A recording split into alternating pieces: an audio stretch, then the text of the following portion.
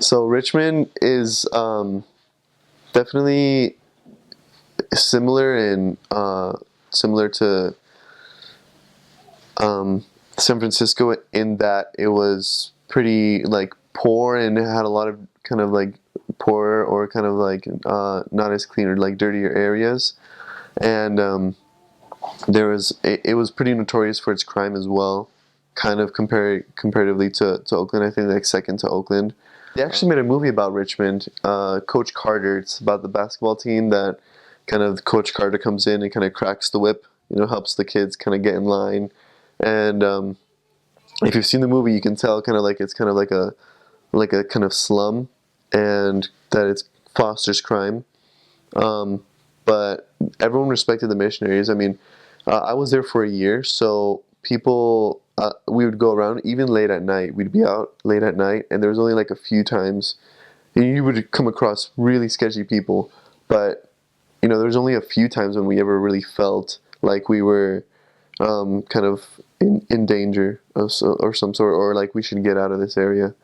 Um, but there's a lot of humble people there. I think because of the situation, there's a lot of humble people who are willing to hear the word and just willing to kind of um, get get out of that situation, or at least find happiness where they are right now. So we'd be talking to people, we'd go down the streets, and the houses kind of smell. You kind of fosters it in the street a little bit. There's garbage in the streets deteriorating, broken stoplights, and just like multiple people living in one property, creating multiple houses or rent to multiple rooms, and there's just like a cluster of people there, not a lot of organization, and it kind of has like a smell to it, kind of as you walk around in certain areas. And as we went around, we would see people, whether they be English speakers, Spanish speakers, Mandarin, or whatever.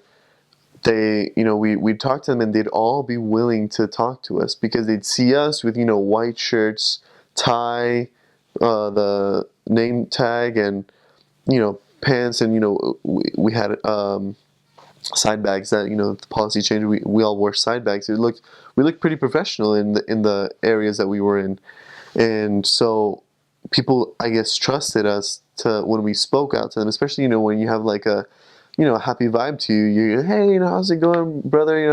How's the day been? Things like that. You just come back from work, or you say something about like, oh, nice kids you got there too. How old are they? You just kind of strike up conversation.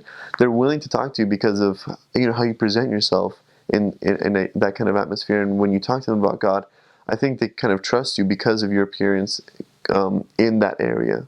So we got a lot of opportunity. There isn't really much history in Richmond. It's not really a popular city, but it was definitely a humble city.